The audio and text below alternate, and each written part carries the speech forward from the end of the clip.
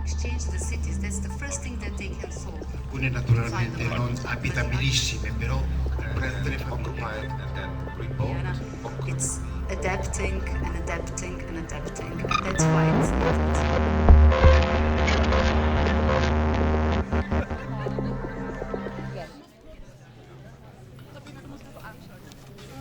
Okay, so here's the space where this was the idea, where the concepts from Rome and the concepts from Vienna come together, where they merge, and where we talk about a possible future that connects those systems somehow. So this is the 6th assembly now. We had 5 other ones. The first assembly was very nice. The founding event, it was when Lorenzo invited, I think 10 or 11 different social groups acting in Venice. So it was very nice to see this whole range of really active people here.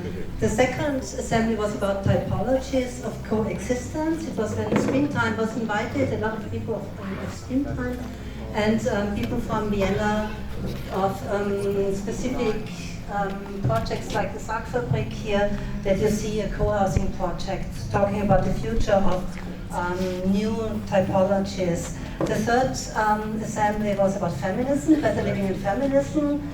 We invited feminists, feministic planners from Vienna and Milano. The fourth was called Commoning Better Living. It was about neighborhoods. Capitolo was discussed a lot, but also new neighborhoods in Vienna. And the fifth assembly was last week. It was 2 days long, where people, students, teachers, researchers from Milano, Bari, and Trieste were organizing here very nice discussion rounds together with us. And today it's all about economies. So let me briefly introduce some of our guests, and I forward the micro to Lorenzo. I welcome very much Amila Širbegović here. She is an architect in Vienna and an urban researcher. She was very important, the project manager of the IBA Vienna, the International Building Exhibition. Very important moment in Vienna where new projects came on the road and on the line, and a lot of new ideas were developed. So she is researching and teaching in the fields of urban planning, migration, and the question of how space is constructed. And since 2023, she works in the Department of Strategic Projects and International Affairs for the Vienna Council, focusing on housing and on circular economies. The Department for Housing Promotion and Arbitration Board for Legal Housing Matters, we call it shortly the MA50, they are also sponsoring our public program here, so thank you very much again for that. Then on the left to her, Gabu Heindl is sitting. Gabu Heindl is an architect with an office in Vienna. She is focusing on common ownership housing and non-market housing, but also on public space and the critical artistic practice. She is also the head of the Department of Architecture, Cities, Economies, Rebuilding Economy and Protect Development in Kassel, at the University of Kassel.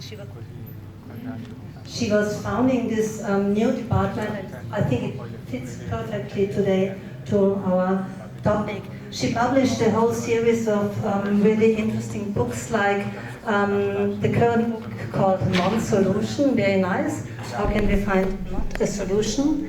Stadtkonflikte, Radical Democracy in Architecture and Planning, and she recently built the project Schloer, Better Living Without Rendite, and some days ago she got a prize for that. Congratulations. Right to me, there's Keller from Zurich. We met him when we made an excursion to Zurich to have a look and talk to people who organized the most interesting projects for us in Switzerland. He started as a squatter. This micro is somehow a bit difficult, but anyhow I continue.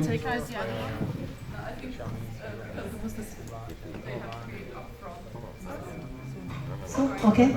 So, Keller started as a squatter, interesting for us, and an activist for affordable housing in Zurich in the 1980s. And he is the founder of, I think, one or two or even more cooperatives, private organized somehow cooperatives. Such cooperatives that focus on affordable, common-based housing.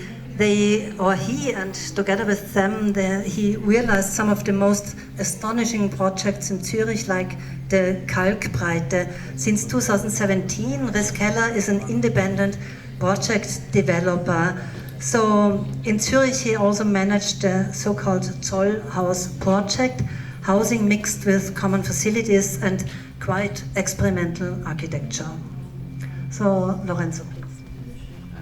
I will introduce our guest from Rome. It's also a very intriguing combination of guests coming from Rome. We have the architect Valentina Cocco that has been managing the one project we just saw about Porto Fluviale, which is the only public renovation that actually is taking place in a squat, preserving the place for these squatters to live in, which is very, very important in Rome because it shows another way, and it's just the beginning. And I want to add that Valentina, it's also, this is personal, I mean, I cannot make it, you cannot write in your CV, but if it was not for the sensibility of people like Valentina, this getting along, this confrontation wouldn't been as possible as it is nowadays. And then from the Movimento del Diritto Abitare, we have three representatives here that from very different background and different generation. We have Rosa that has been always inside this movement, I would say through generations. We have Andres here that's filming, and then we have Fallo, the youngest generation. So this propose a confrontation between Vienna and Rome, but also a level of confrontation inside the city of Rome itself. So we start with short statements by all guests. I don't know who wants to start. Gabu.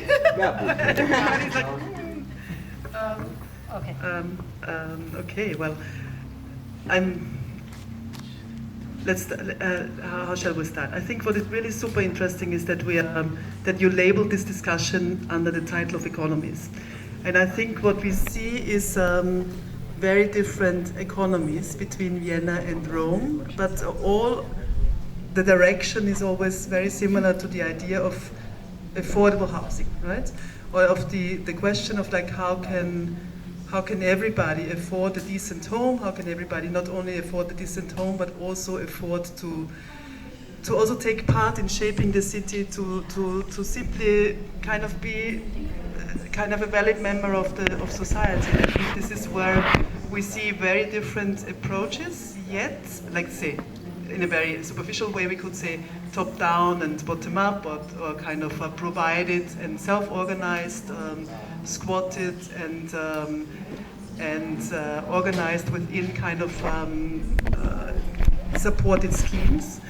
On the other hand, I think if we get together today actually come closer, maybe also for the audience, to see a more nuanced way of there is also some squatting in Vienna. There's also people who cannot find affordable housing in Vienna.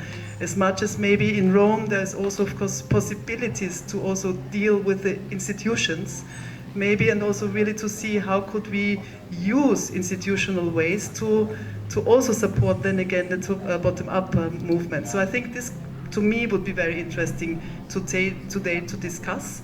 And also within both notions, I think within the bigger scheme worldwide, we see really a diverse economies that are not based on financial and global capitalism, to actually really exploit housing, but to find ways of actually making housing more not less a commodity and more really either an infrastructure or just very simply a human right. I can add to that, Gabu, thank you so much. I would like to represent 2 points, and the one is that I really truly believe that cities and economies are responsible for providing affordable housing, accessible housing, decent housing with high quality. So that's something that I believe in, that cities and communities have to care for their citizens and also citizens for the city, but this is something that really need to rethink of. And the other point is we need to globalize the movement for social housing. That's what you are doing here with this great pavilion that we are doing tonight, because that's how we can learn from each other how to achieve that, how to finance this, how to deal with that. Because the non-social housing, the profit-oriented housing is globalized for so many years. And these are really like very strong enemies. And to add on this, we already heard about the Viennese system, and it works very well. And you also said we also have things that don't really work very well, where we completely can learn very much about the asylum topic from Rome. With the accessibility, with many different points that you already pointed in the tour of Rome example. The thing is, Vienna works, but it's not God-given and it's not written in our constitution. So you saw that caring city, what Michael pointed to, Mama Vienna. There are really hundreds of people working every day to keep the system and to make it even better. So it's something that can be really very, very easily destroyed with political changes. And that's why it's important also to globalize, so that we also get support from other cities all around the world. And so we have this constantly attack also. Why the system of Vienna still exists, there are 2 points to that, and I think this is something that other cities can take with it. And the one is really this humanistic approach to housing. Housing is human right. So the people living in this, working in this housing system of Vienna, they really do believe into it. So it's really the core of everything. And the other thing is, and I think we can also discuss that today, the high Anpassungsfähigkeit is in German. I love that word. In English is adaptability. It's much harder in English. So the system constantly changes. And you can also see it if you dive deep into the examples from Vienna. It's adapting and adapting and adapting, and that's why it survived the changes. So so these are the 2 things that we can also discuss today. Yes, please continue.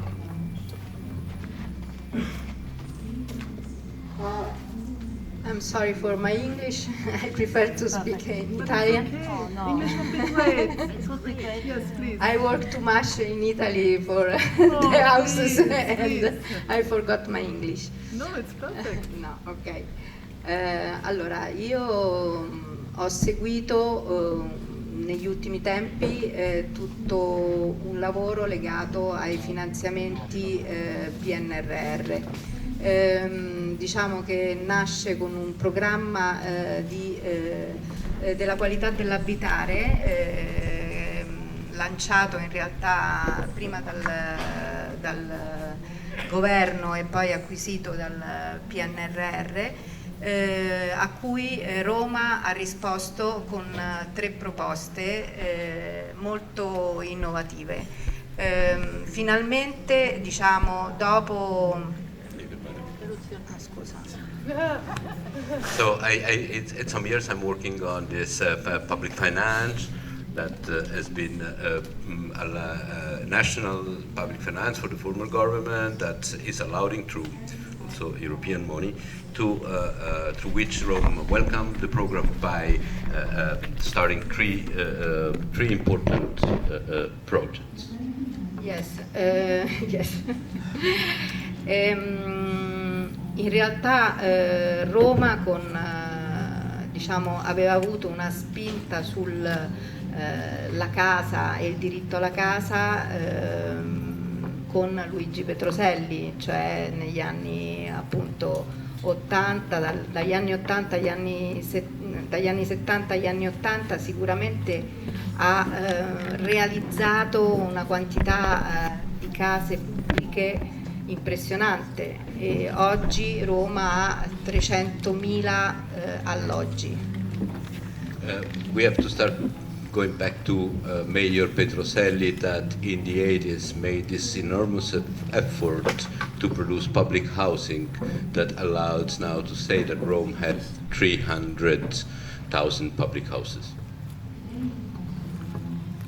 E allora l'esigenza casa era quella che racconta Pierpaolo Pasolini, le baracche, e quindi queste case sono state accolte dai romani con un grande entusiasmo.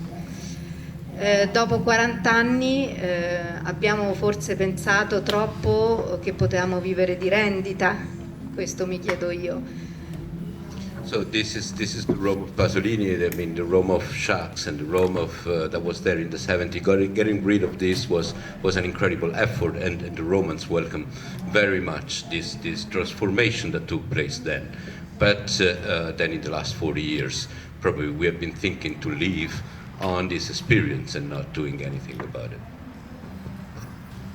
In realtà quel grande impulso aveva dei problemi e dei peccati di origine, perché, come diceva Lorenzo prima, in realtà non si è pensato di distribuire queste case sul territorio di Roma, ma è stato più facile immaginare dei grandi insediamenti intorno al raccordo anulare, un po' dentro o un po' fuori. As was said before, we have to consider that we have to go back and consider that some big mistakes were there in the origins of this huge plan, because the public housing were not spread around in the city, but set out next to the highway belt in very big social housing complex. Il concetto era tutti i bisognosi devono avere una casa. Questi bisognosi erano persone appunto che non avevano soldi e magari avevano il disabile dentro, qualcuno disabile, tutte le categorie più svantaggiate, e questo patrimonio umano ancora è isolato in queste situazioni. E questo è il primo grande tema, perché poi appunto adesso affrontiamo, diciamo, l'occupazione dei ruderi e quello che è Porto Fluviale, ma contemporaneamente con questo tema qui io sto affrontando un intervento enorme a Tor Bella Monaca, che è uno dei quartieri di cui stiamo parlando, e che appunto che per 40 anni è stato abbandonato a se stesso.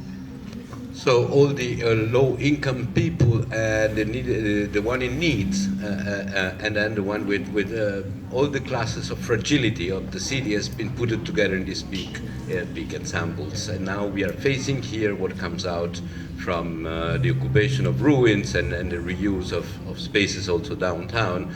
But I'm responsible for this project of Porto Fluviale, which I saw, but also for another project that takes place in Tor Bella Monaca, which is one of these huge complexes.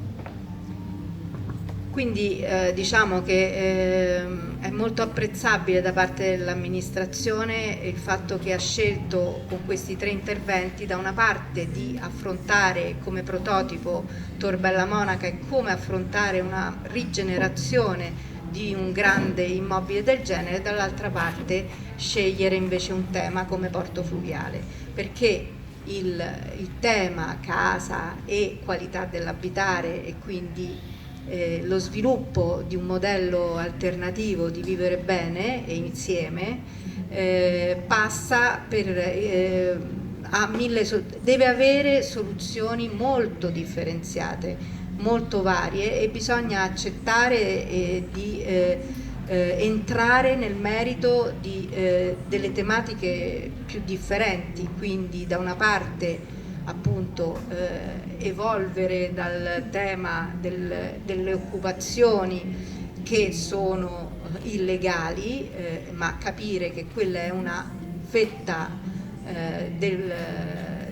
e dà l'opportunità di risolvere tematiche della qualità dell'abitare nel centro della città e nei ruderi, così come appunto affrontare il grande tema della manutenzione straordinaria di questo enorme patrimonio. It's very appreciable that what the public administration, the Roman administration did by choosing 3 very different projects, because well, like Porto Fluviale on one hand, and so how to reuse building in disuse and how this bringing back housing in downtown, but at the same time also facing the regeneration of this complex on the other side, because we start realizing that not like in the past, I mean there's different needs and different solutions, and there is a different platform of question.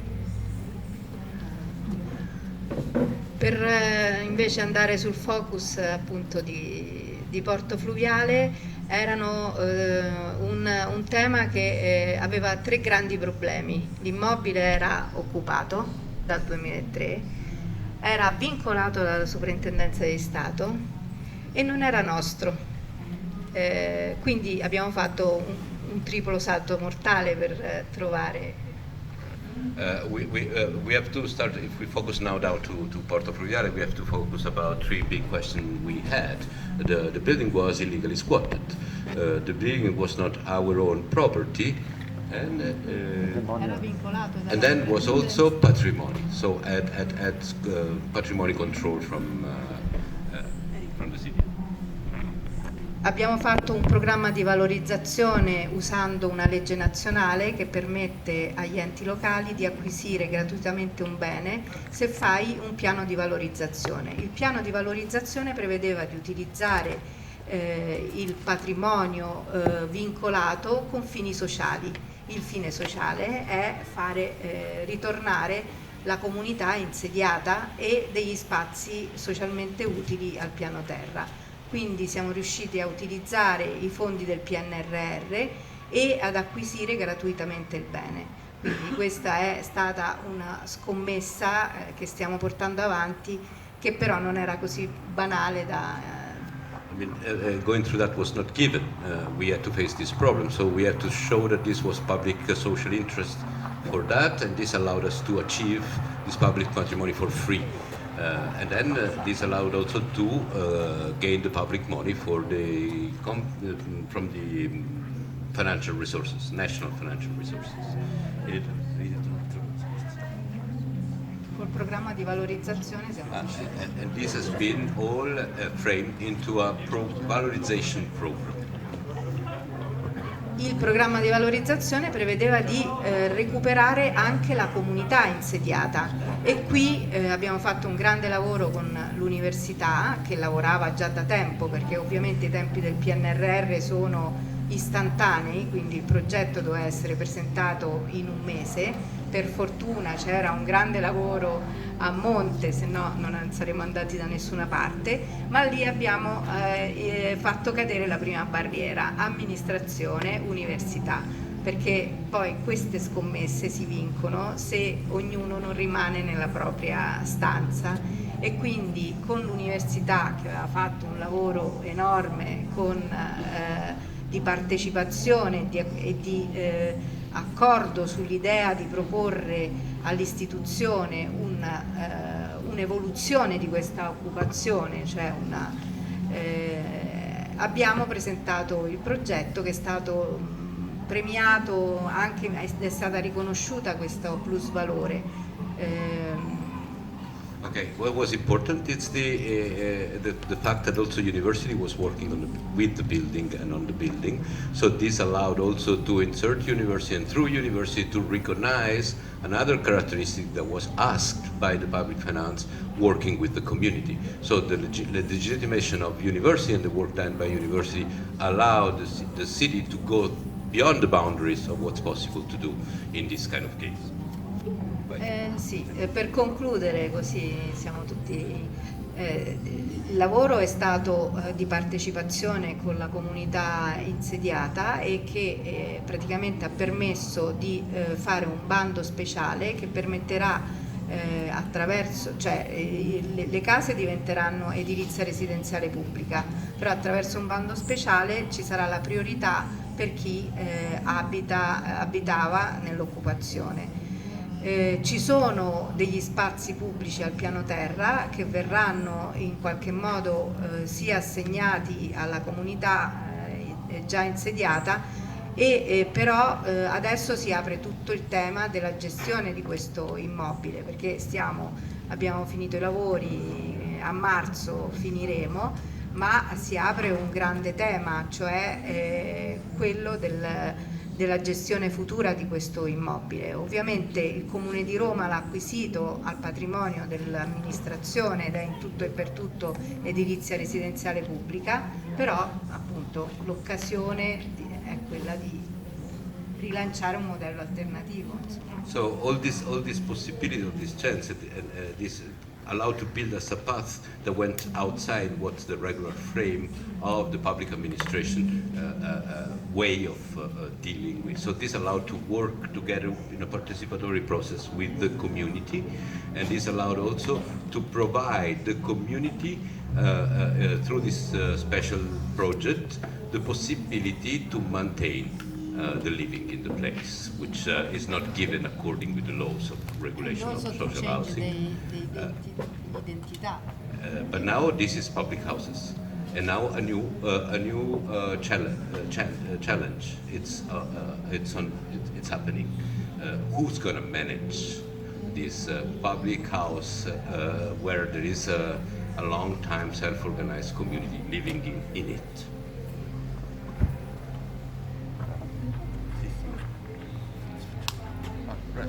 Okay. It was so nice if we could switch into English. Because we will not get into a discussion.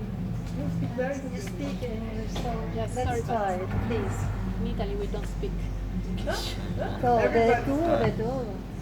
Okay, I try. And I speak a little bit about the situation in Zurich. It's like everywhere in Europe, in the big cities. The housing market is dominated by capital, and the rents are rising fastly. Or now you can pay maybe 40 francs the square meter in a new built home per month. So it's the average of new housing rents. But in Zurich, it's not all housing is dominated or is made by speculation. It's 26% of housing or of the apartments are owned by non-profit organizations. So it's the city herself. It's municipal foundations, and it's mostly cooperatives. We have a lot of cooperatives, and the base of this system of non-profit housing was led, I think, like in Vienna in the 20s and 30s, when also in Zurich there was politics were dominated by left parties, and the housing market or the housing prices, the land prices were not so high because of the crisis, of the international economic crisis. And yeah, it's really a good starting point, I think, for Zurich, like as in Vienna, but we are not so, we only have 26%, and you maybe have 60, I think, 50. But yeah, it's double. Okay, but yeah, what can we do? 14 years ago, in 2011, there was a, you know, in Switzerland we have a system that you can make, we call it initiative, but maybe the English word is petition, popular petition, something like that. You can collect signatures. You have to have for a local initiative. You have to have 5,000 signatures, etc. And so you can put ideas into the political process. And in 2011 there was an initiative. It was agreed by the people that we should have not only 26% but 33%, a third of the housing market in 2050. But after 11 years, we still have 26%. Because the land prices are rising and rising fastly.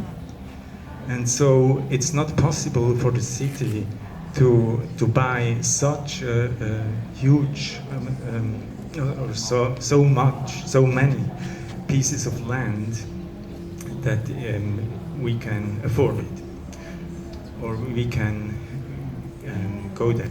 And also cooperatives, they can't buy, or now they can, because some maybe 2 years ago we have a municipal fund for cooperatives. They can ask for money if they buy new piece of land or housing. But it's not really. We can't go faster with these instruments, and so we made new initiatives demanding that 50% of new buildings, of huge new buildings, should have, that all huge new buildings should have 50% of non-profit housing. So the investors should cooperate with cooperatives or foundations or whatever. They can't do it themselves because the organizations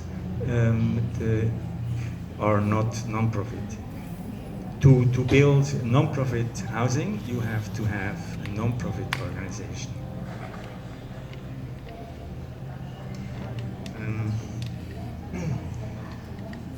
And there is another initiative also on the way, demanding that, I forgot the word, but I noted it a moment.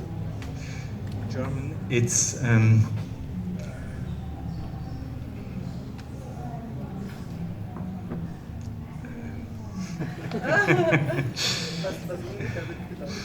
ein Vorkaufsrecht. The right to, the preemptive right to buy, the right to buy for the commune, right? Yeah. So it would be a right to buy for the commune or for the municipality, for the city, but not to market prices, but to an estimated price by commission. So it's a clear system. And we think those are two instruments that could help to increase this segment of non-profit housing. But also, I think, we didn't make an initiative, but I think it would also be great to make forecast. The right to buy for the commune? No, not for the commune, but for the inhabitants. Because, for example, maybe, I don't know, 2018 or 20 years ago, there was a squat in Zurich, and the people living in the squat, they could buy their house, and they had enough money in the campaign fund, which every inhabitant had paid for years and years in this fund, and at the end it was enough for the own funds. What is it? Yeah, the own funds. Okay. Yeah. Just to make this a bit more lively, I want to intervene. No, because you said that in Zurich and in Vienna it was the same, that in the 20s that land prices were lower because of the financial crisis.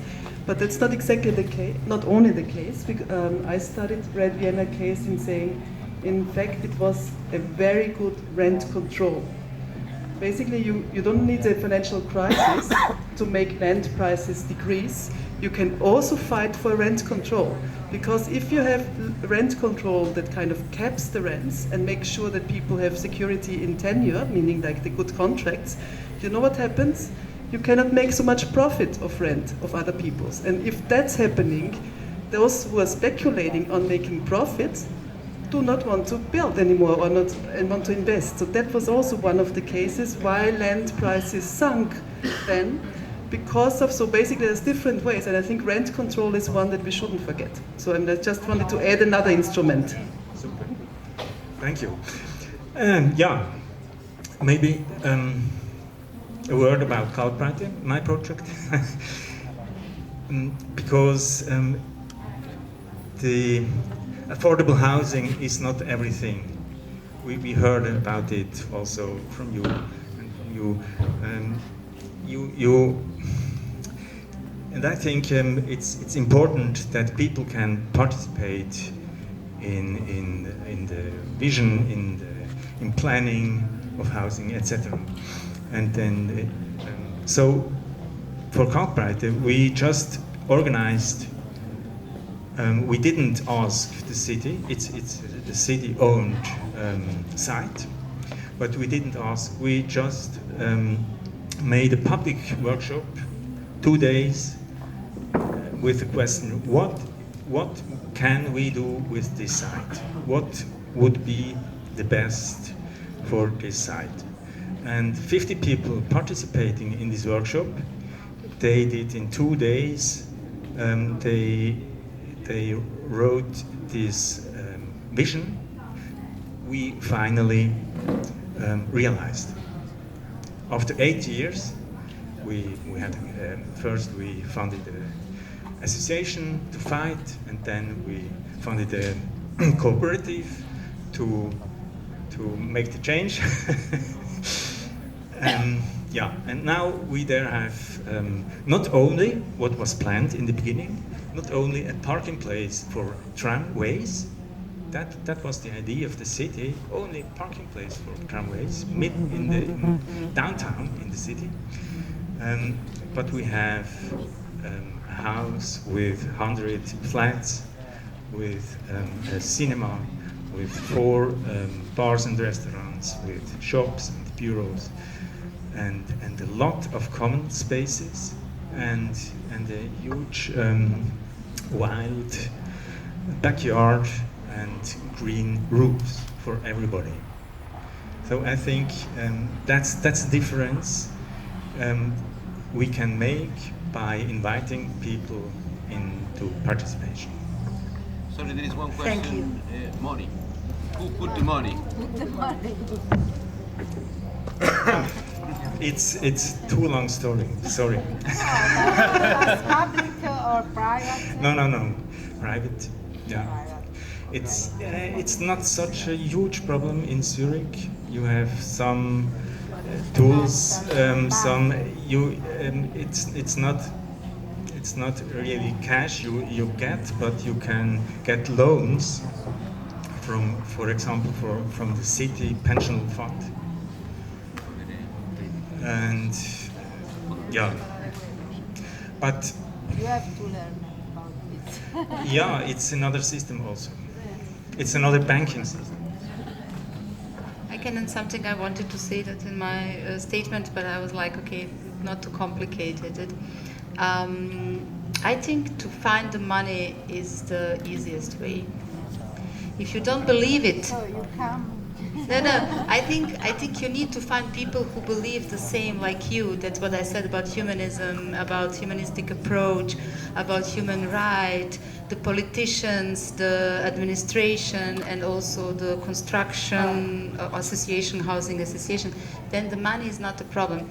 We work a lot with big and small cities in California, which is completely on the other side of the world, and you know how United States works with social housing and everything, and they're trying to implement the Viennese model in their cities.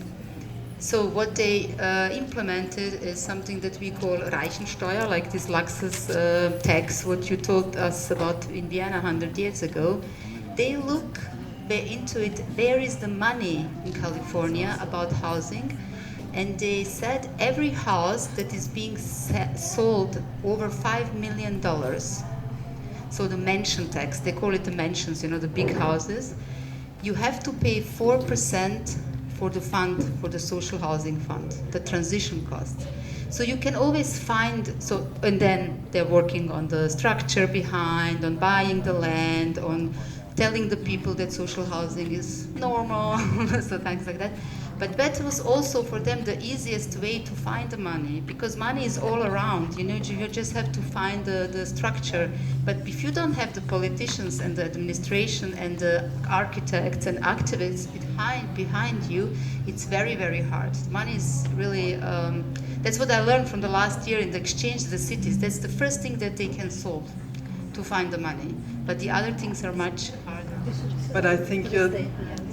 No, go ahead. No, I just wanted to make a little bit of a... I think you're talking from a very rich city's perspective, and I think I would not be so easy with money, is so easy to find. Like I'm working with activists who have hard time to find money and who are maybe not supported by cities.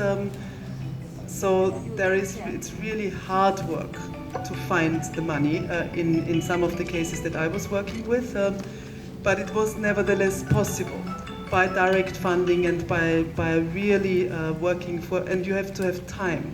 But I think what combines all the statements is that it makes sense to find the money. Why? Because to actually invest into buildings is what every investor knows. It's very smart, because at the end of the day, buildings pay off.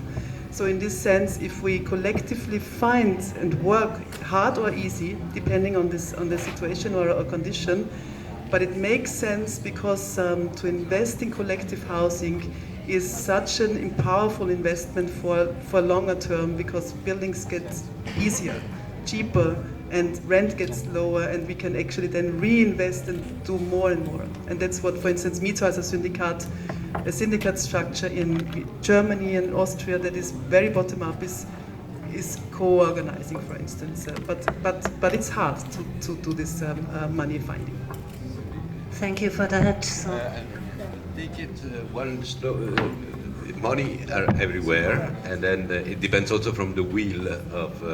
I have to mention that this government made a law called flat tax that allowed billionaires, and we have more and more billionaires coming to live in Rome. They only pay 50% if they get the residency in Rome, and none of this money goes to social housing. So this is just to say, because this is important. I mean, and this is also a problem in Europe, because France is losing billionaires that are coming to Rome, and they're very hungry. So let's give the voice to the Kalkbreite movement. Andres? Okay. Parlo in italiano, sorry. Sorry. I speak Spanish.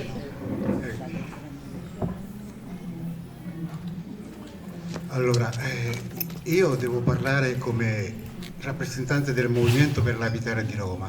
Noi abbiamo avuto confronti con 6 governi della città, 6 governi è dagli anni 80 che io sto in questo movimento, perché è dagli anni 80 che vivo a Roma e conosco molto bene. I talk in the name of the social housing rights movement in Rome. I'm there since the 80s. I've been talking with 6 different governments. E in tutti questi anni è stato molto complicato avere dalla parte della gente povera che occupava edifici abbandonati dalla proprietà privata e anche da molte pubbliche, un confronto diretto per risanare la posizione di queste persone che avevano occupato per necessità. And this year it's always been very hard to have even a simple confrontation with the public administration from people who, by need, has been re-inhabiting abandoned building in the city. In un'occasione abbiamo dovuto superare anche il governo cittadino, rivolgerci a quello regionale, a quello nazionale, per creare un luogo, diciamo così, che risanare, che permettesse vivere le famiglie in attesa di una soluzione abitativa per loro, chiamati i nostri cantieri di sopportazione. Ancora ce n'è uno. In some cases we had to, like in this one case, we had to go beyond the city government and go to the regional and to the national government to claim spaces for the temporary residencing of the people that are now in the renovations. E ancora stanno le persone che aspettano di avere l'accesso alla casa che gli spetta, perché abbiamo costruito anche una cooperativa per risanare quelle palazzine che erano destinate a questa popolazione. We also built a cooperative to renovate the buildings that with the people involved in this one single situation. Si faceva con un mutuo elaborato dalle famiglie, pagato in parte dalle famiglie che dovevano andarci ad abitare in questi luoghi e in parte garantito per il comune di Roma. And this is the case then when the loan from the families has been granted by the city of Rome. Per 4 governi della città questo è rimasto inevaso, non è stato in nessun modo risanato, cioè il comune ha dimenticato di confermare la sua come si dice, la sua garanzia a fare il mutuo ottenuto dalle famiglie. But through 4 governments, none of them actually did grant this credit, even if formally they agreed on that. So this is still an open question and the building is still abandoned. Questo posto ancora è nostro e abbiamo 2 famiglie che ancora aspettano di avere questa casa, perché anche questo governo attuale della città non ha proceduto a garantire questo accesso a questo mutuo di queste palazzine, che ancora la gente sta fuori e la palazzina è quasi terminata, però non si può ancora andare ad abitare. Now the building is almost finished, but we still cannot go and live in it. It's still in our hands, but we're still waiting for the ending of the process. And 2 families are still waiting for they're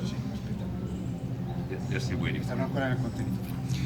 In questi anni poi, nel 2003, quando siamo andati ad occupare Porto Fluviale, era un momento che dal 2000 al 2003 si era mosso tante cose in città e c'era un'organizzazione che si chiama il Cinodromo, ex Cinodromo di Roma, dove era un laboratorio sociale e culturale e anche popolare per garantire un futuro alle famiglie che non avevano bisogno.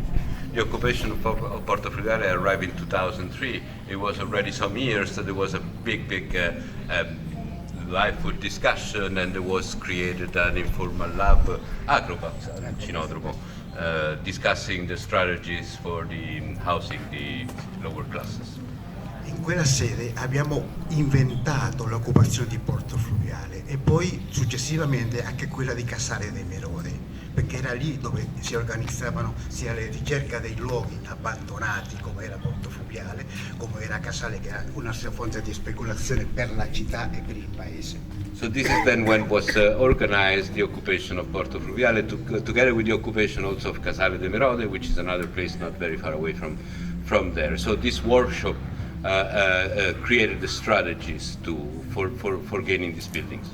Erano anni in cui le nostre liste di persone bisognose partivano da 200 a 500 famiglie, erano numeri molto alti. Infatti dopo si arriverà alla SUNE, dove siamo andati a occupare 5 posti contemporaneamente. These were years where the list was growing. Our list, we make list, they make list of people, and so there were lists of 500 people, and numbers were grow, 500 families, and the numbers were actually growing, and this in the end led to the tsunami tour that was mentioned before. This one, a simultaneous occupation of very many places. E comunque abbiamo sempre tenuto aperto il canale politico con le amministrazioni locali, perché noi sappiamo che tutto questo processo, che è un cambiamento che viene spinto dal basso, può avere un futuro soltanto se le amministrazioni sono lungimiranti. But in all this, even with the frustration, we always kept open an open discussion with the public administration, because we well know that even if this push comes from the bottom, this can only have a future if it meets an enlightened administration. Con Porto Fluviale è stata la spinta del movimento, almeno noi riteniamo una parte della soluzione è venuta grazie al movimento, che si è adoperata a procedere a costruire tutti gli incontri necessari, a bussare alle porte anche in modo di lotta per ottenere ciò che volevamo, cioè l'inserimento del Porto Fluviale con destinazione pubblico alle famiglie che vi abitavano. So we have to say, of course, it's been said how the university and the city, but we have to say that from our side was the push of our push and our struggle that brought up the issue of Porto Fluviale to maintain it a public building and to save it for the housing of the people who were there. Il precedente governo della città ci ha chiuso le porte in faccia, non ci ha mai voluto parlare con noi, perché loro avevano le loro soluzioni, che era quello di garantire ai privati la possibilità di ottenere, perché non si costruiscono case popolari almeno di 30 anni, sono rare eccezioni di recupero a Roma, non ci stanno più, il patrimonio è enorme ma è abbandonato a se stesso e le famiglie che vi abitano devono aspettare che siano in qualche modo messi a norma. The situation is also that, has been said, that it's 30 years that we have no public housing built. And that the previous government never opened up their doors for a confrontation, because it's been calling for a private intervention for developing this kind of situation. Le stesse famiglie di Porto Fluviale che sono state appoggiate in case popolari, ma fatiscenti alcune, hanno dovuto aspettare anche mesi per poterci andare a vivere, pur avendolo lasciato libero già a Porto Fluviale. Even the people that have been leaving Porto Fluviale, after leaving Porto Fluviale, has been a struggle also to achieve the public houses to live in the period of the reconstruction. Some people stayed without houses for months. E noi comunque abbiamo sempre mantenuto i rapporti con questa amministrazione attuale, perché immaginavamo che era l'unica via possibile di un dialogo costruttivo per un futuro migliore e reale per le famiglie. I mean, in all these contests, we never gave up to maintain the discussion open with the public administration. We know this is the way, there is no other way. E quindi, dopodiché, noi abbiamo pensato che effettivamente il bando che abbiamo vinto grazie all'intervento della università, ma è stato elaborato in sede all'interno del Porto Fluviale con la collaborazione delle famiglie e del Movimento, che è un'organizzazione popolare che non è solamente destinata per Porto Fluviale ma per tutte le nostre allora 20 occupazioni, adesso oggi 12. So the whole project, as is true, has been done under the hat of the university, but the whole movement and all the old inhabitants participated in the design, actually, contribute in an important way in the design of the whole process. And when I took the movement, I took our movement, which at the time had 20 occupation and now has 13. In questi anni abbiamo chiuso 4 occupazioni e abbiamo ottenuto, per poterle chiudere, 300 alloggi popolari per le famiglie che vi abitavano. In this year to the struggle, we closed for occupation, and to do that, we obtained 300 housing, public housing. Alcune naturalmente non abitabilissime, però per prendere famiglie a costruirci un futuro. Alcune non abitabilissime. Some of them were not really well inhabitable places, but anyway, enough to give families a future. E quindi questo lavoro, quando noi pensiamo all'abitare, pensiamo come movimento che parta dalle famiglie, parta dalle persone che hanno bisogno, e senza inserire in questo discorso la questione immigrazione, di cui ho anche una certa esperienza. So of course we know that, for us, from our perspective, the whole question of housing starts from the bottom, starts from us, from our urges, from our needs, and includes the migrant question, which I have a certain experience about.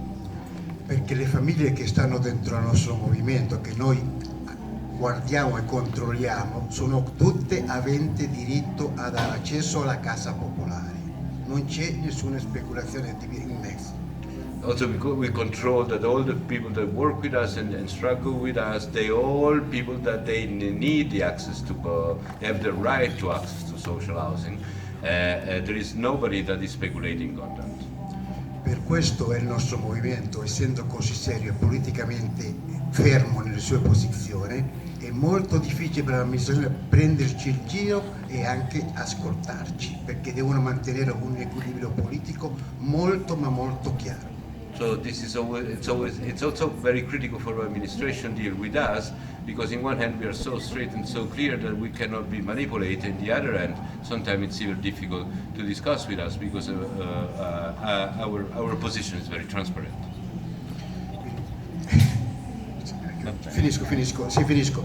Per cui noi stiamo qui oggi per rivendicare questo. Noi tutte le occupazioni da Quarticciolo a Casale, adesso a Palenco, che è un'occupazione in via di sgombero, perché ci sono 50 famiglie, l'ultima occupazione è fatta l'anno scorso e queste famiglie rischiano di andare per strada perché l'amministrazione non è lungimirante e pensa che si permetta ancora di fare delle speculazioni. Siamo perseguitati anche politicamente, siano stati tolti i mezzi, telefoni e computer a alcuni nostri dirigenti perché pensano che stiamo speculando sul dolore della gente, cosa che in più di 45 anni di lotta abbiamo dimostrato che non è il nostro interesse, ma l'interesse nostro è modificare, aiutare a cambiare la società, perché chiunque ci abita abbia diritto a una casa popolare e un modo di vivere degno e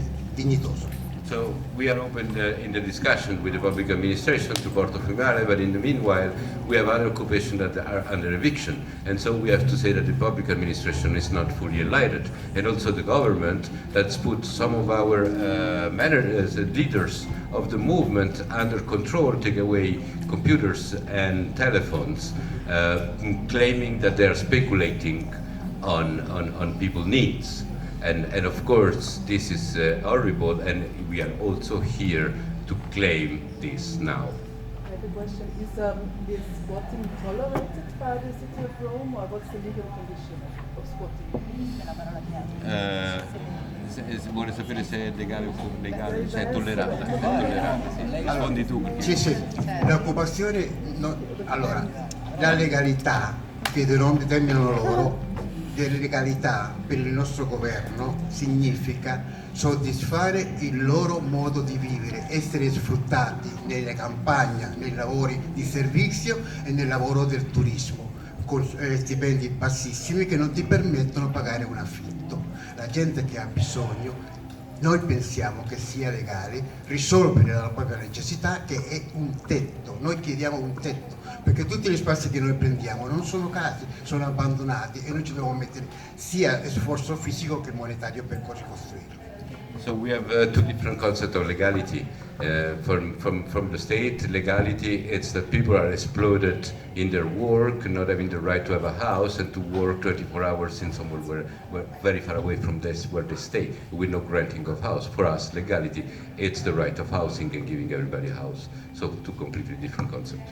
Yes, but still, just one question, because No, I think it would be nice, not tolerated, but still there is a long-term squatting condition, because also in Vienna it's not tolerated, but it will, like we just saw a squat some months ago, where people actually squatted a house owned by the city, and the city came with 50 police guys and kind of clean it out in 5 days, or maybe in 2 weeks. So I wonder still what is the difference, because I think a lot of people would be interested. You're showing a lot of nice squatted bricks. Sì, allora, I can step in the discussion, because I think the difference is that you have a very efficient system, and we don't have a very efficient system. First, That's the problem. we have a very strong housing right movement, and this is thanks to the contribution of migration, has been reinforced in the 90s, so this is not easy to evict. We saw in Venice how the squatting regards single houses abandoned by public and that they've been renovated by people, and the organization is in the neighborhood and diffuse. In Rome, squats are a very big building where you can protect yourself and defend yourself from, and then the question becomes public order. And then if you want to face the question of public order, also the state has to organize. I would like to go back. Well, thank you very much for all this kind of deep opening of the question. I would like to go back also to what Amila said, that this absence of the asylum as a question, so that what we have here from the 0 to the 2 years legally before you are not spoiled, but at least you enter this kind of Vienna system. So what we see here in Rome, it's a city which it's on the avant-garde of its problem, because we have these incredible migration flows which arrived before Austria, and find a way also in an impossibility also of the city to give an answer to this kind of in-between situation, because it's also a non-legal status sometimes. So it's to give homes for those who legally are not yet in the system. And I think this is and obviously there is no money for something which is not declared as part of the system. And I think that would be very, very interesting, because that's what you said. I think there might be solutions for the bigger questions, or for the social housing in Italy, and they have been done, and there has been also, amazing what has been also built in certain decades. But I think in these kind of new questions which are coming up, and obviously which have to do with the transformation of typologies, which might come in a different market system. But again, we have until our office spaces become cheap, it will take quite a long time, because they are in the books. So it's a much more complex system, whereas we have that's what you call the ruderie, the ruins, which we might not have in certain kind of European cities, just in cities which have another kind of transformation. But it would be interesting to, in my opinion, also to look at the other way around, to what are there some questions where we have a vacuum and also a non-economy of finding an answer to that what might come. And when I had a meeting with Richard Sennett, for me it was really eye-opening. He said he made an analysis together with the UN that the biggest change in 2050 for the cities of arrival, of the new arrival cities, one of these might be Vienna, as one of these new gates of entrance, of new flows of migration. And it would be very interesting. How do you see this kind of potential, or what kind of questions and answers could be given?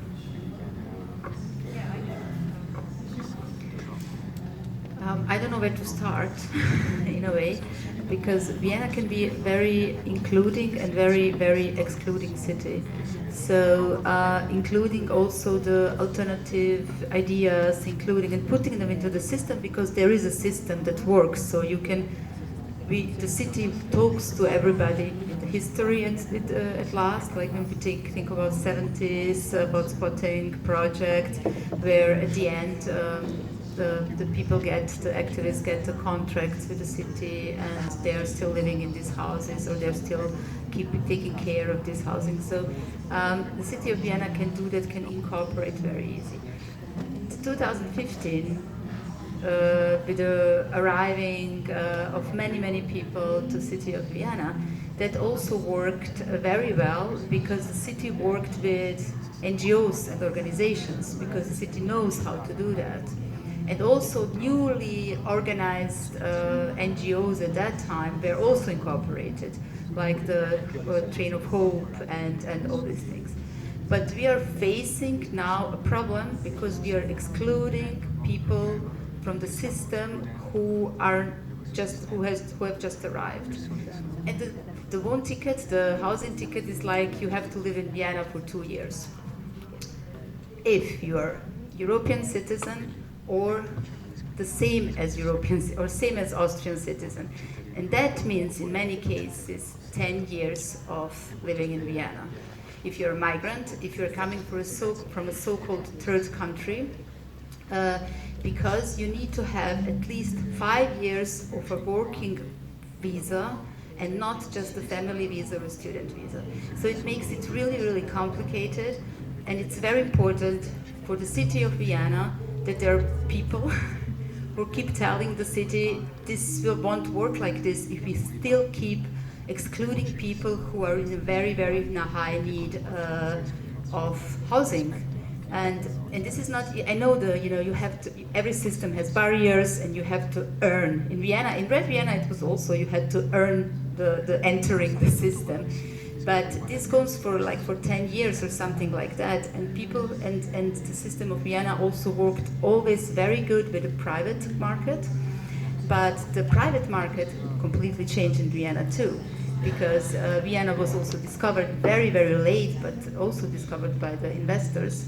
And and we had the state that regulates our tenant protection, and it doesn't regulate that strict anymore, that strictly. And now the people who have to rent on private market are very often people who are very vulnerable and very marginalized in our society. So this is something where Vienna really has to learn from the others, or people will also start organizing more, I think, in the future, because it can't be solved differently. So we will have a lot of changes in Vienna in the next decades. I mean, this is a project like yours, Jump In, quasi, the Planet 10 project for the migrant community. But I mean, this is a really small project, and I think that these private organized care works projects cannot solve the big problem, so that's impossible. I just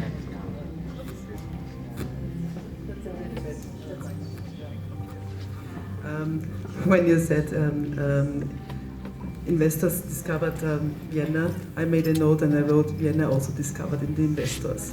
So I think there's a vice versa issue, and it of course came along with having to deal with so much housing. No? I understand that, but there's a real issue there that you have to understand that coming from Vienna, it's very difficult outside of Vienna not to fall into the trap of becoming a marketing person of this system. Yet there is a real, there is of course really, as we already discussed, also the same neoliberalization going on. And I think that that's what we are trying to do inside Vienna, to keep reminding that a place with such a history and with 100 years of such a, let's say, the very few cities that have not solved the housing, that still has so much, has to even do much better than others. So that's why we keep on kind of pushing ourselves and critiquing, because of just opening and giving a finger to investors could break the whole system. And so anyway, that's why I wanted to make sure that we have this balance. But I want to speak about this small project that is also exhibited here. It's called Planet 10, and it's really a project bottom up organized by Afro Rainbow Austria, queer African people in Austria that exactly are the people who cannot ever, like they can maybe in 10 years access the system. And also, of course, they don't come with money. So basically we have a group of people who need housing, want actually self-defined housing in terms of also how to live together and not only just be provided. And I agree, it's a small project that will not solve the large issue, but it may be hopefully a project that shows that there can be much more power to the people by also us architects supporting the project development of projects, self-conceived, self-organized, self-financed. However, in this case, we even helped the group or supported or cooperatively worked on also for it to receive housing funds. So I think that accessibility to either system or working without the system is something where we can just become more allies to each other and also bring the city perspective, the architects, the planner perspectives all together to see that it's really a collaborative effort to change. And they started with no belief in the project, and now they said, well, once we have built Planet 10, we will do Planet 11, Planet 12, Planet 13, Planet 14. And I think that's the spirit, to say small space, yes, but it can be many more. And maybe that's how cooperatives grow, how Miethäuser Syndikat grows, how the housing project that we celebrate today of Vienna has grown. It started also with some projects, and if you look at the Otto Neurath, that was a nice diagram. It started with few housing projects and it got big, so maybe we can find a new collaborative system of turning the system around. So I wanted again to focus. I think this is very important. There is some critical aspects in Vienna and the question of different level of government and the question of migration, which is like climate, a general question for everybody. We have this question of the access, of course, also we have it in our politics, but this is what provided the movement a big strength. So probably the movements will come back in Vienna too, believe this. But going back to the issue of economy or management, I think would be very interesting to deep in what before Valentina both and the housing movement. I mean, their discussion now, it goes from becoming public into the question of managing the building. We now, whereas we had the experience of the cooperatives, and I think we had also a history of cooperatives, but as we said, the real ones never made it through, and who made it through was not real cooperatives, but fake cooperatives that failed, and this process stopped at a certain point in Rome because entrepreneurs entered cooperatives and made the process fail. Now, going back to the point, how does in the public Vienna housing, in the cooperative housing, the management of the buildings? I mean, we are talking in both cases in places where there is not only housing, but there is also common services. There is, and I saw in Zurich, some of them, they're rented to luxury places to make more money to manage with the cooperatives. I saw very different solution. I'm very curious about Vienna, how the people participate, the management, and if this could provide help, the question.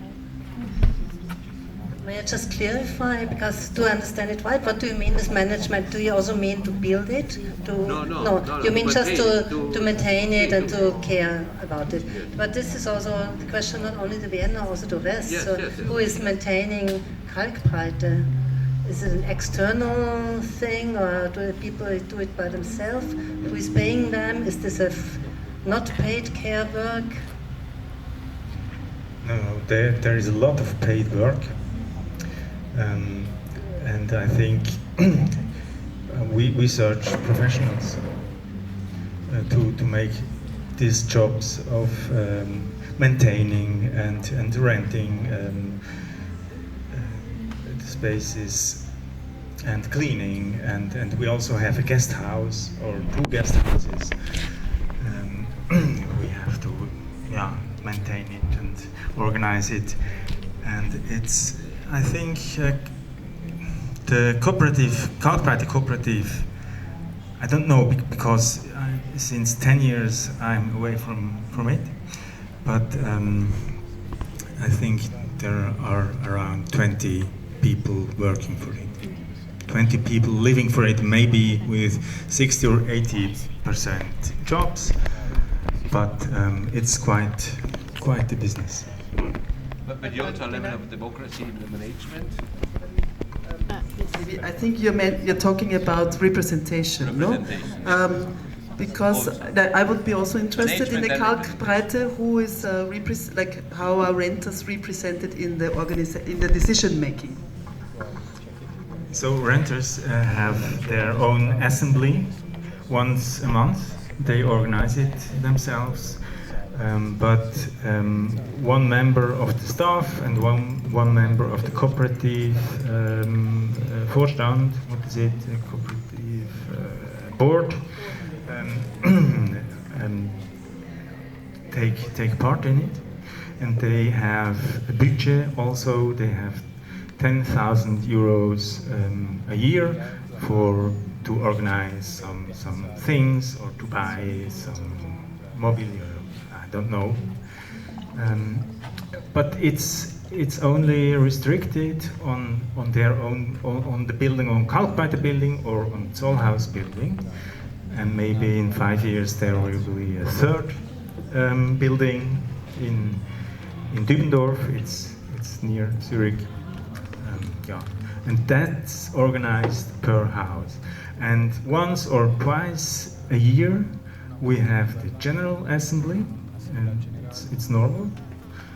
And there is also the participation.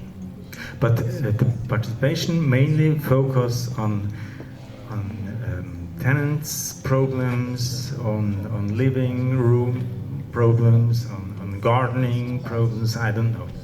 Things like that. Noise in the night. But maybe I can add to that. We just did a research comparing like ex-Yugoslavian housing projects, large ones before '89, and also Vienna, and actually this Alt-Erla, the project that is represented there, which could be very interesting for you to look at, because it's in a way, it's not public, but it's kind of in a bigger scheme managed or organized, but it has a renters board, or how would we call it, a renters representation board. And I think to fight for being represented for the crucial decisions would be important, because in a way, I don't know how, this is a big project, and if it's public, you may be happy that it's actually taken care of by, I don't know, the city of Rome, but or whoever does that. And I'm sure there's a difference between trust in public in Rome than in Vienna, maybe. But for instance, in the example of Alt-Erla, it is, I was told of some moments that these renters representation boards, where all the renters can be kind of also come to the meetings, and they have representatives. They never come, but only when it's important. Then they can come, and the votes are distributed in a way that they can actually veto some decisions, such as some years ago, the maintenance should have been made private.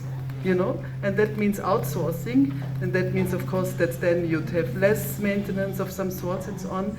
And to veto that at a certain moment, you can mobilize all renters and then actually be there and have a voice. I think to look into such structures and to actually preemptively make sure that you have a collaboration between, or like a good combination of maybe simple support from the public, if that's kind of believable, but also that you have a say, that renters have a say. Also the organization who wants to expropriate Deutsche Wohnen in Berlin, which is a very interesting movement, they are also thinking of what if these housing units came back? How should they be managed? No, how should they represent it? And they're looking into Anstalt Öffentlichen Rechts, which is an interesting organization that is public, but has the users and kind of, in this case, the renters, included in a say. Now, if the renters can have a vote, if it came to, for instance, shall we sell our house where we live in, I guess the renters will say no. So in a sense, I think that it's like there should be constellations where you have to make sure that those who actually live in it have a say with it. And I think that's very good examples. I don't know if that would be interesting. I mean, this exactly would be extremely important for Porto Fluviale, I think, because you cannot change totally after the renovation. You are a group of people who have the same interests and a certain reason why you live together in a certain way. So, I mean, you have to decide how you want to live and not the investors who pay the renovation.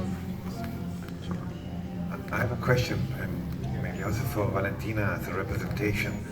If we see right now there was this model case of a city buying back something, so which was public first, then occupied, and then another entity of the public buying it back.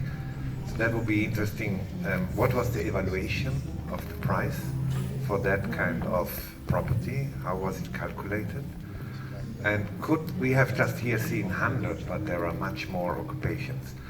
And is there a kind of an economical model which counts the possibility? So you have two options, or you build literally homes for all these ones which are not represented, are not yet citizens, so it's really a huge problem just also for the political representation, how do you justify it?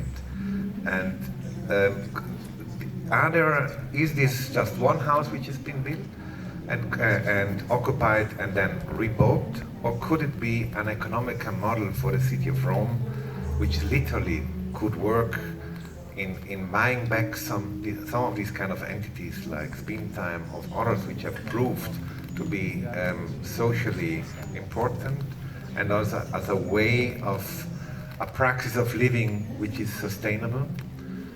Or do you think it's just one case and it's still the asking for more money to buy normal social housing but with the potential that this normal social housing creates the same problem as that what has been discussed in the neighborhoods of South Americans with the legalization of favelas, etc., which had a different kind of spatial configuration which was destroyed when people were put into normal houses, and all this kind of microstrata of social activities has been destroyed because this possibility to enter with a huge amount of self-organization was destroyed literally by the spatial and governmental structure. So do you think do you see a possibility beyond Porto Fluviale?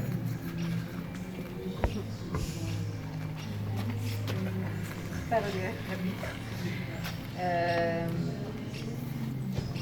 In questo caso la sperimentazione è stata agevolata da questa grossa risorsa venuta dal PNRR. Noi non abbiamo solo il Movimento e non abbiamo solo la lista dei 500, ma abbiamo una lista molto più lunga e a cui si iscrivono tutti i cittadini di Roma che non hanno un'identità politica e non sono dentro Movimento, ma sono famiglie bisognose. So, what Porto Fluviale is the result of a big public investment opportunity. And then, the movement has a list of 500 families, and we as a city, we have a way longer list of people that have been waiting for years and years for a house. Quindi, però parlo a titolo personale e parlo dopo questo ragionamento che abbiamo fatto tutti insieme. Penso che l'amministrazione non sarebbe giusto che usasse tutti i suoi soldi per il Movimento. Penso che l'amministrazione deve distribuire le risorse, purtroppo le poche risorse, molto ridotte rispetto al fabbisogno, e quindi politiche nazionali, politiche che non sempre conciliano con i bisogni. So what the city, I would say, and this personally, I mean, we cannot use all the resources to pay back or to resolve questions brought up by the social housing movements. We have a lot of other people requiring houses. So we need a more general national intervention on how to proceed, because we have small resources. Il modello porto fluviale ovviamente rimane come punto di inizio di un rapporto interlocutorio, però io appunto penso che il movimento si dovrebbe anche far portatore, appunto, se è così facile trovare risorse, di un modello alternativo di finanziamento e di gestione, perché non si può sempre purtroppo aspettare dalla municipalità la risorsa.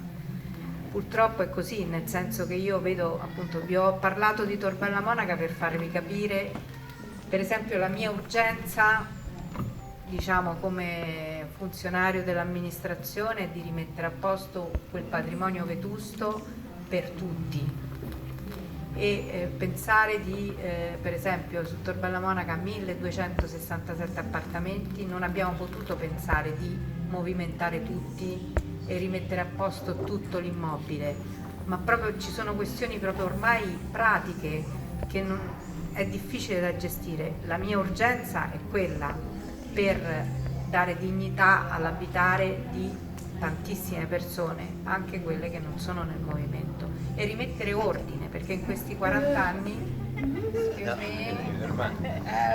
It becomes difficult. The question is that the urgencies are many, and I have to respond to different. I mean, in Tor Bella Monaca, the renovation of those houses, we're talking about 1,300 apartments. And so where do I put 1,300 people in the moment of renovation? It's a huge problem, and we cannot take them all out and renovate and bring them back. So we have to find strategy. On the other hand, the movements also, I mean, we cannot provide them all.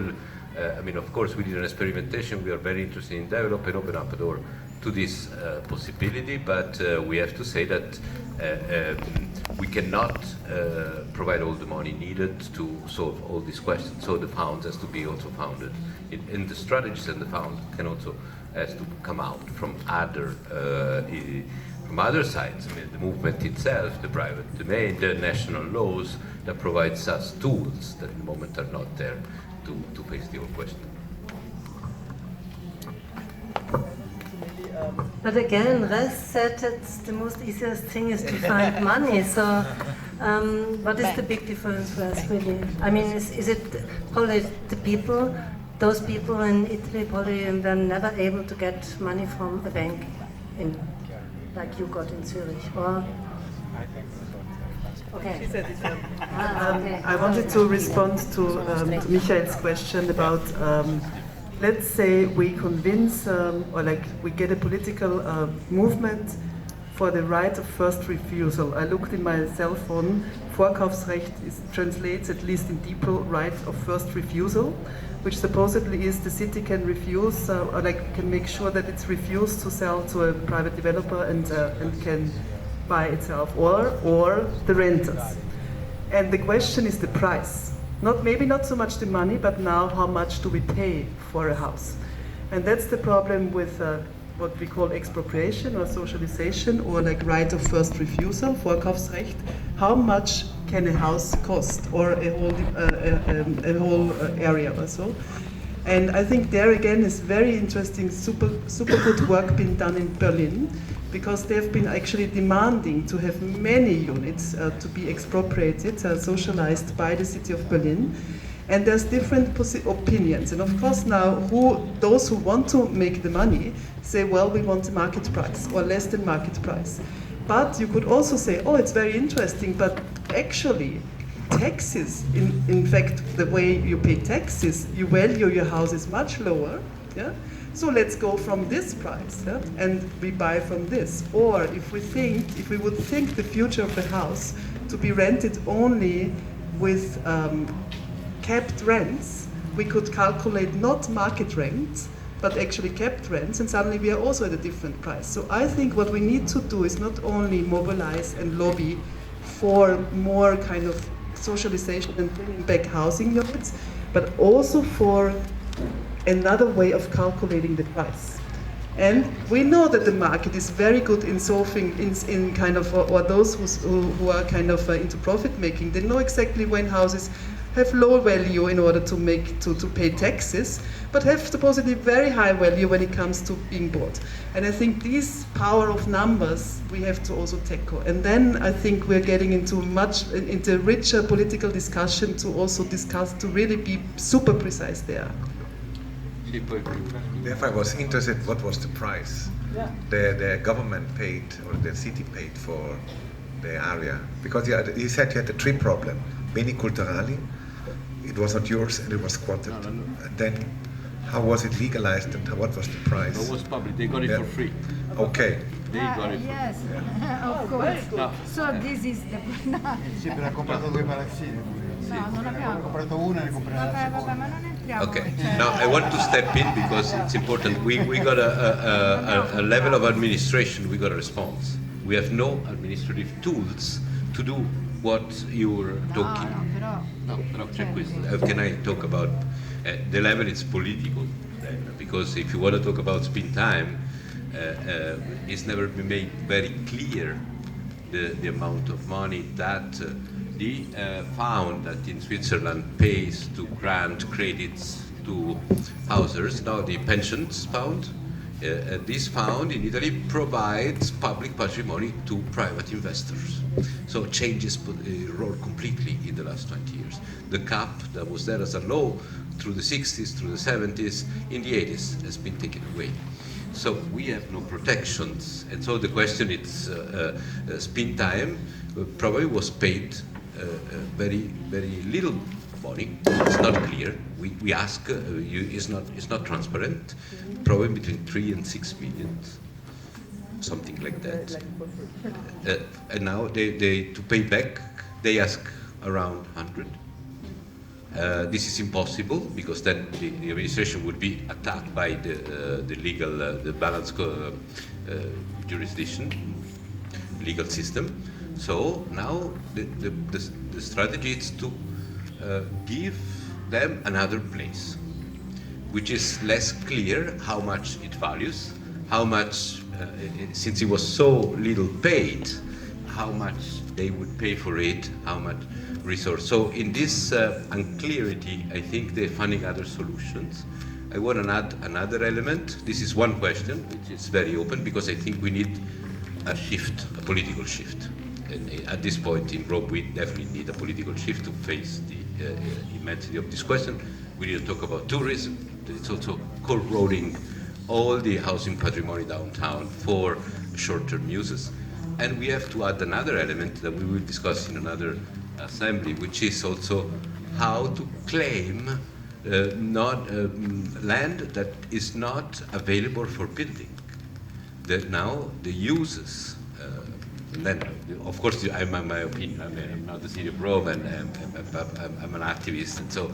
But the urge of housing for students, it's driving a new process of speculations that try to gain territories that are not available for building because protected, like the lake. At the Lago Politante, they want to build a student house, which is not exactly a student house. It's supported by public to private investors to generate short-term residences that could also be student house. So it's exactly a way to insert a new market in the, and do it with the support of public, and doing it in places where it shouldn't be done. So I think this is now the level of the, so how to get out of the, la rendita, come si dice, la rendita? The profit. Yeah, as we try to show, it's 100 years that this has been the biggest economy of the city. How to get out of that kind of economy, it is the question. Otherwise we will not find solutions. And even the ruins, these ruins in the balance of big banks and companies, they, even if they're in ruins, they maintain a big value because of the high prices. And this allows them to have a patrimony which actually is nothing.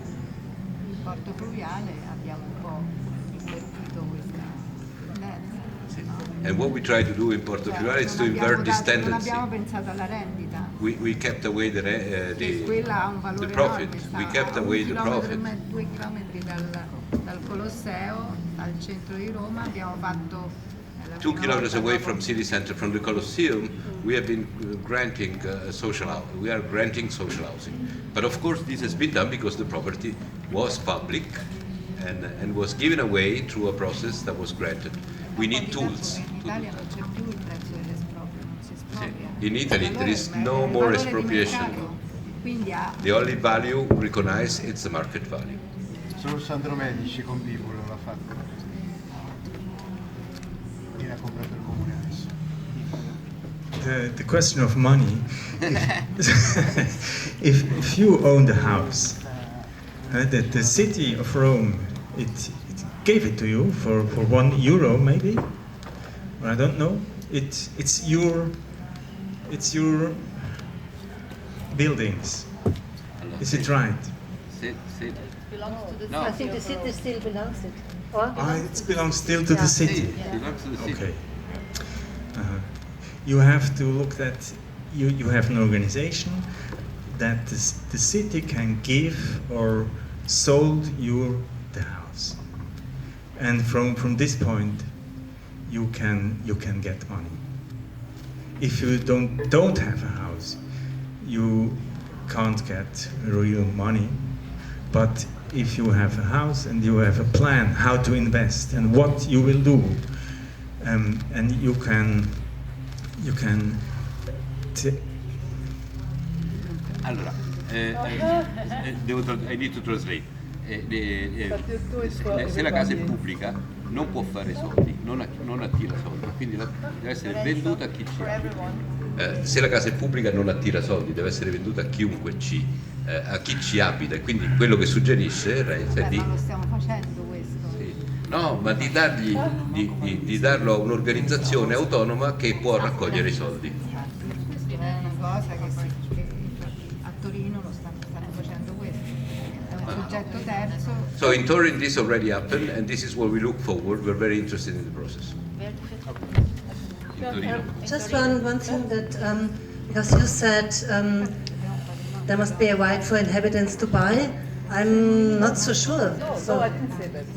No? He said, but it's okay. I was mixed. Sorry, because if the inhabitants buy a house, then everything can change also very quickly. If the group is somehow okay and they know what to do and have a plan and they have a kind of contract, then it might work, but it can change totally quickly, because then single inhabitants can sell their apartment, can do it for Airbnb or whatever. So there's also a certain danger in buying a house. I think maybe nobody really, I don't know. That is why I do think that such structures as the one that in Germany, as Mieter as a Syndikat, is interesting, because selling, these are structures where actually they organize themselves within limited liability corporations, for instance, GmbHs, a very you could even say capitalist way of organizing, but they install a system where, in fact, what you could say, they make sure that they save themselves from themselves in the future. If we buy a house in the best, if we think now we are leftist, we will not sell it and so on, we don't know how we turn out. We don't know how the community of a house turns out. So to actually make sure that we find pre-installed logistics that make sure that it will not be sold, that is what makes, for instance, Mieter as a Syndikat interesting, because it is a connection of kind of a co-ownership of two institutions, where one institution, the head institution, has as a logic to actually be non-profit and can never be profitable, and has a veto right to actually, if the single organization wants to sell, It cannot because it's co-owned. So I think to develop structures, even if we do not believe in a state, if we do not believe in a city, we still need to also not believe in us. You know, in a way, because we, like nobody can be sure of our own kind of, especially like leftist, communal and so on, logic in the future. Yeah? To make sure that we pre-install a complication to co-own, a complicated ownership of land, a complicated ownership of houses, which basically make sure that they stay within in a collective realm. Amila, you want to say? Yes, very good point. It is very important to protect what we gain at some point, also by the state, by the city, by the people. So it's this huge, a lot of years of experience also of the city of Vienna that we have to work also as a part of a national state. And for the last 25 years, every right-winged and conservative government did changes in tenant law and in limited profit housing law. So you're completely right about saying we need a political change. So now we have a little bit different government who is trying with some things to come back to social housing and to make it easier. I'm not sure if that's going to work. I mean, there is some hope on the national level. But that was what I was talking about at the beginning, the ideology, to believe into it. And that's where you need the politicians who also want that. Otherwise, it's really, really hard to find the tools. But there are tools. The housing crisis has been produced by, let's say, European Union, and now European Union is trying to deal with it. So there are funds for social housing, and it's very important to use them. You know, so also Vienna is using these funds. The Erste Bank is using these funds to give loans to limited profit housing associations. So these are like things where you can go further and say, okay, we want that, we need that, we have a system, we have a plan.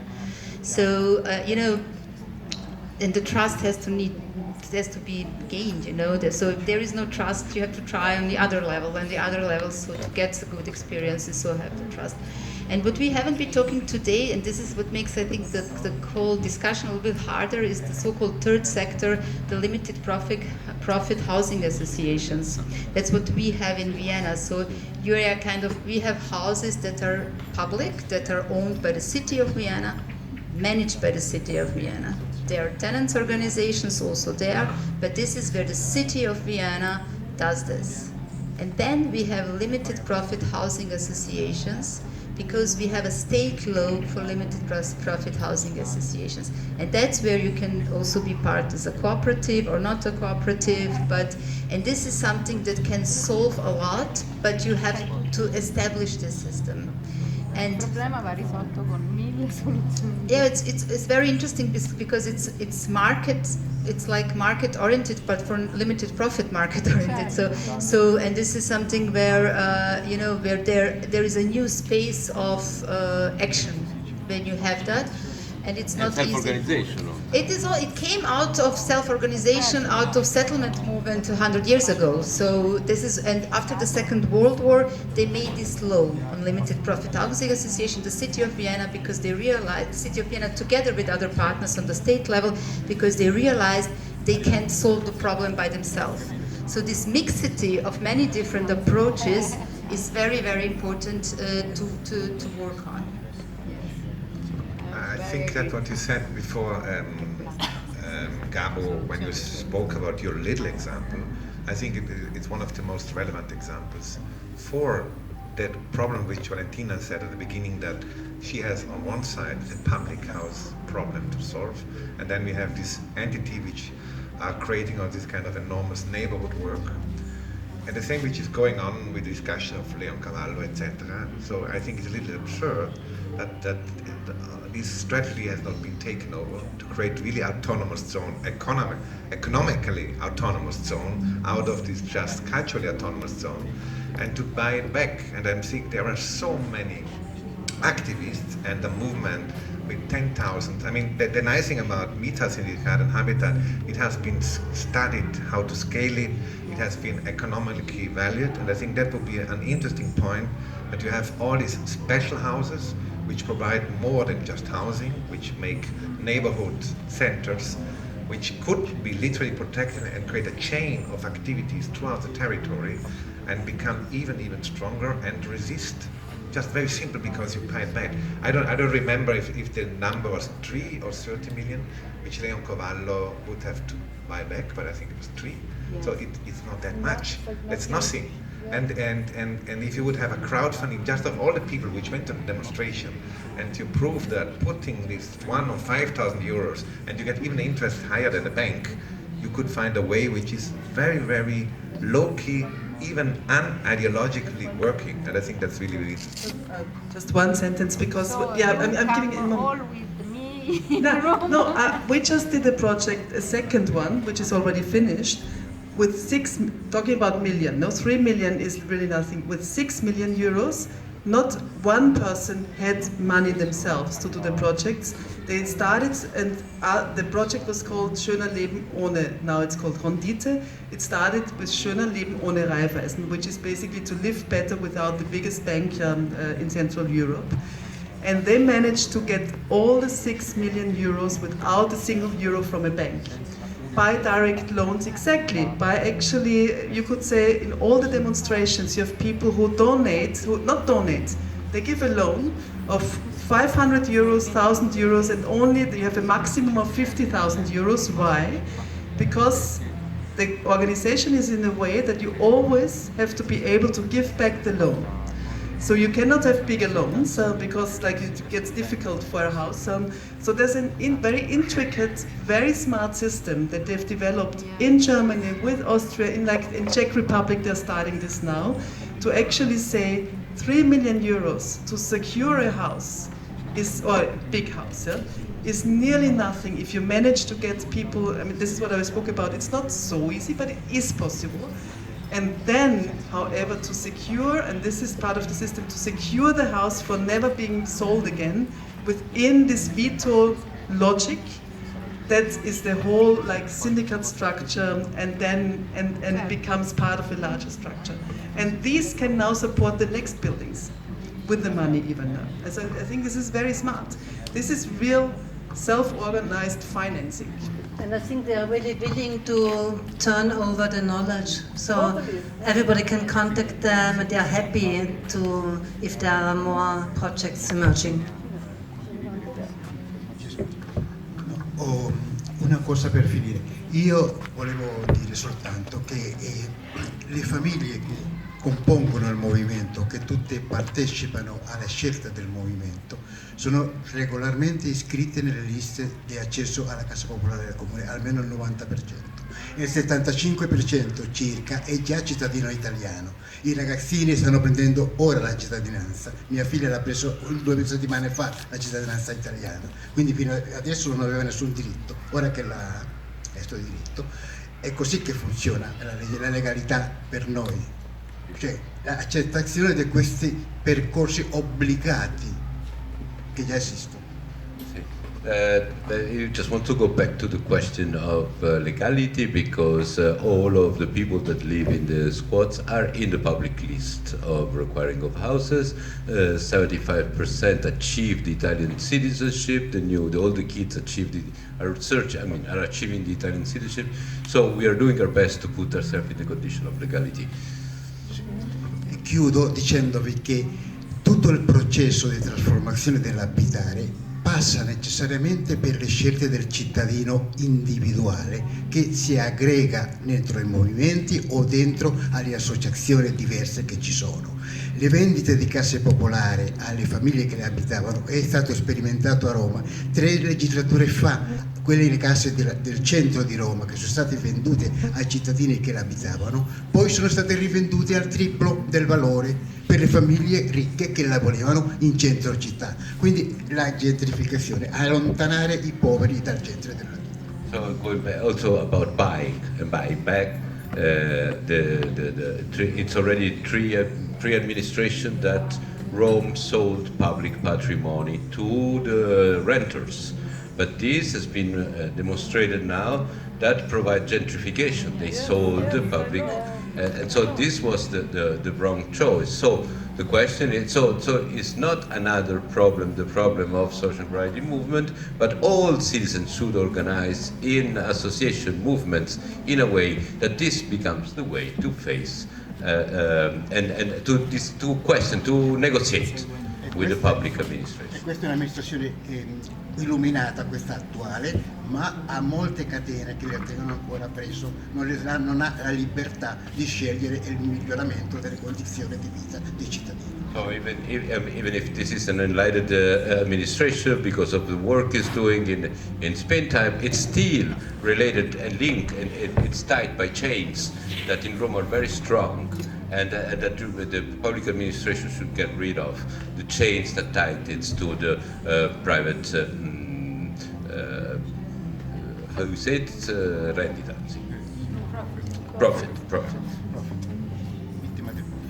It's a victim of profit. Yes. Good last word. Yeah. Okay, we're reaching the end. We're reaching the end. I mean, the question is open. We see that we had an interesting discussion shifting from administrative, social, and self-organized organization, and the question of politics. Now we have to. I think a lot of elements came that will be very important contribution also for the experience in Rome by the researchers that now are providing some kind of middle actor that maintains the level of organization, legalize it in the sense that empower to a level of legal economy, and that provides also resistance to the possible failure of public administration, movements themselves, and national states. I don't know if you have more. No, I just wanted to say we forgot to ask the audience if they have questions. There was so much audience here, but now it's too late. So next time. It was a very good sign that it was so, I think, interesting for a lot of people. And it cleared a lot of questions that a lot of people from Vienna have about Rome and about the projects in Rome. So it was clarifying. And I hope that it was also somehow brought up some possibilities maybe for you in future. So thank you very much to all our guests. Grazie.